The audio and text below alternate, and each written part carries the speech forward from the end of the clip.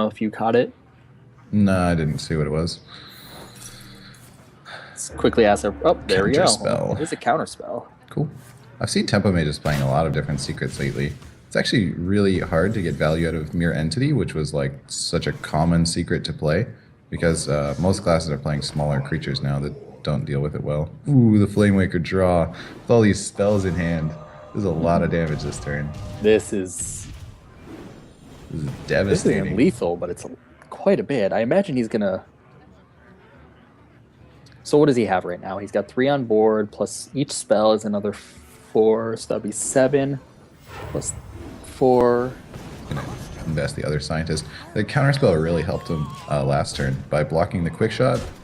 Saves the Sorcerer's Apprentice. Now he can do more damage this turn because he had the mana reduction. So this Frostbolt, if he actually went face with it, would have been another 3, 4, 5, 6 damage. He actually could have put his opponent down to 11 health. So I am a little bit surprised that he decided to go with the Mad Scientist. But I think he's in a position where there's really not much Demigod can do to come back. No, this was a really explosive opening. It also feels like saving the coin now was worth it because he got the extra spells off of the Flamewaker. Of course, you had to draw the Flamewaker for that to work, so it was a pretty big risk, but it paid off for him. Absolutely.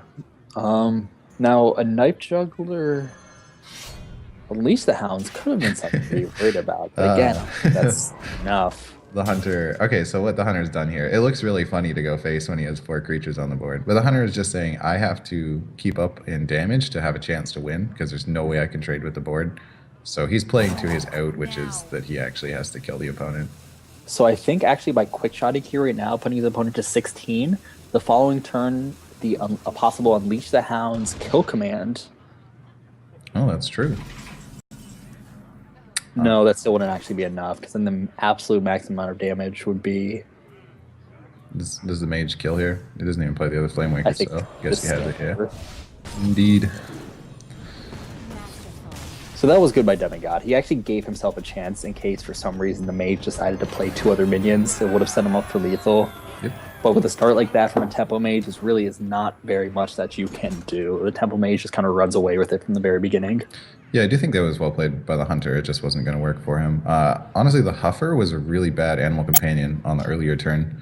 He did have a flame cannon, though, I suppose, so he could have even cleared Amisha. It just was like really easily removed by the mage, and then advantage was built from there. Yeah, exactly, and that actually the counterspell was kind of a big deal in that matchup. If it was actually a mirror entity, it would have really never affected the game.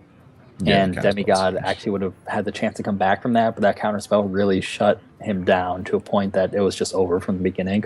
If we think about what the counterspell did, it allowed the creature to stay alive, which gave like 6 extra damage. It prevented the Hunter from playing anything on that turn, and it allowed the like bonus from the creature, which was the mana reduction, to stay in play. So it was like the game deciding.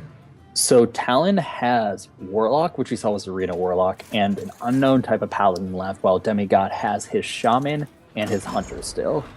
So as we go into game number 3, it looks like... Probably not the match you wanted. I'm, of course, rooting for Talon, so I would say the Warlock was much better against the Hunter. If you get Reno against a Hunter like that, then you pretty much automatically win the game. Against a Shaman, you don't even necessarily win if you get Reno, and if you don't have it, you probably lose, because the Reno Warlock can't kill the Shaman. It's very hard to apply pressure, where the Shaman is just constantly hitting you, and then you run out of healing mechanics.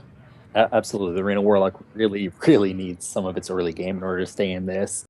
Not only to kind of put some pressure on itself, but to contest the minion onslaught that the Shaman usually starts off with, followed by the huge burst that it has in its deck. Well, Healbot's nice. I mean, any healing is really important in this match to be able to delay the game, to draw into more answers, to give you time to set up a board. The issue we see now, though, is Talon's hand is not the most defensive right now, and that's not what he's needing. I mean, the Demon Wrath seems decent, but the problem is that the Shaman creatures all have 3 health. Exactly, all of his minions are going to be at 3 health, so it really does not do that much. The Dark Bomb is a good pickup that will clear off some of the minions on board. Gotta get rid of that Tunnel Trog. Tunnel Trog is so scary. As soon as that overload is played, it just starts stacking up damage, and then it's behind taunt, so you got to feel good about that draw. And I see a Doom Hammer plus a Rock Biter. There's some of the bursts that we mentioned earlier of how much of a difference that can make in this game. Yep.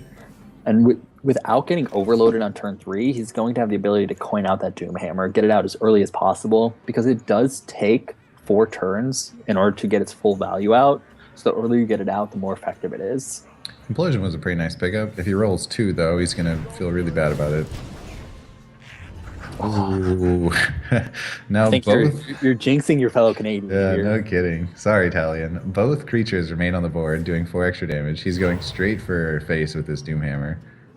And you lose any presence you had. So say you had rolled 3, you could actually kill the Leper Gnome and have 2 creatures left to kill the totem. In this case, you have no creatures left, and you leave the totem in play.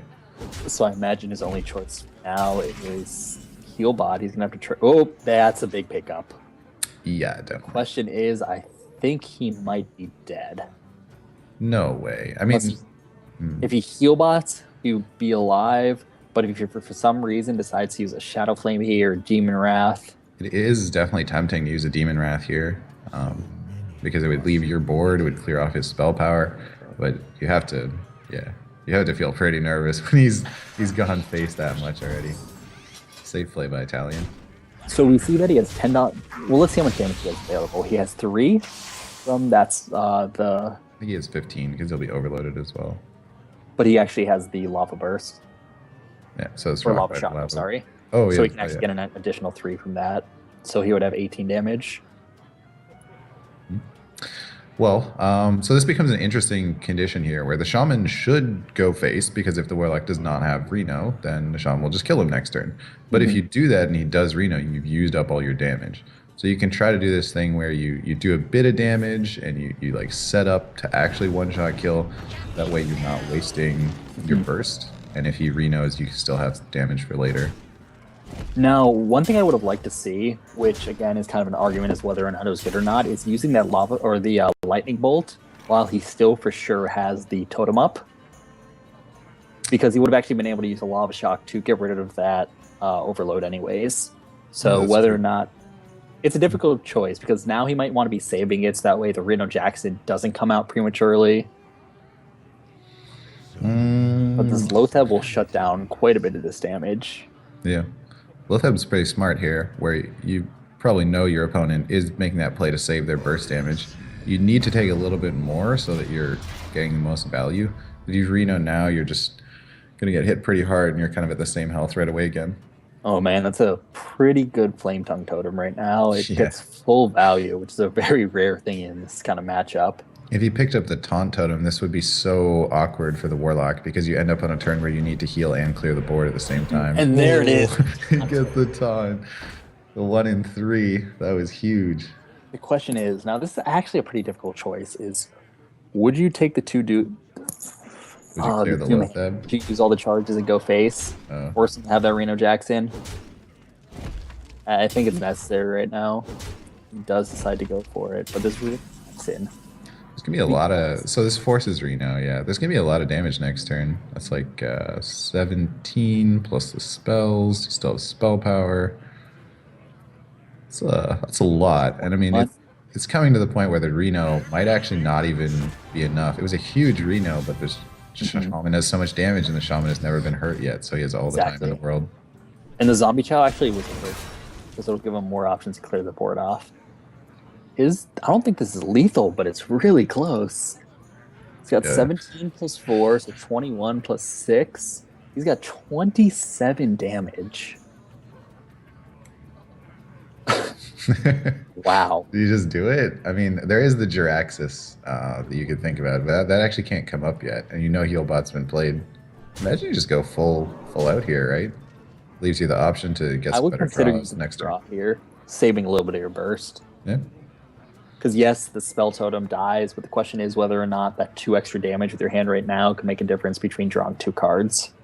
So that's what you have to weigh the odds on. Yeah, he's thinking about that too. I think that's reasonable. You do just need like 1 further damage draw to this point, and the biggest thing is to get the Rock Biter in so the taunts aren't going to stop you. Oh no! He got abusive and he already used his... He already used his attacks. A bit of a misplay there. He's realizing what he did. That is not a good thing. That is very true. You should always draw your cards first, and that's like one Oh, Did he but- run out of time?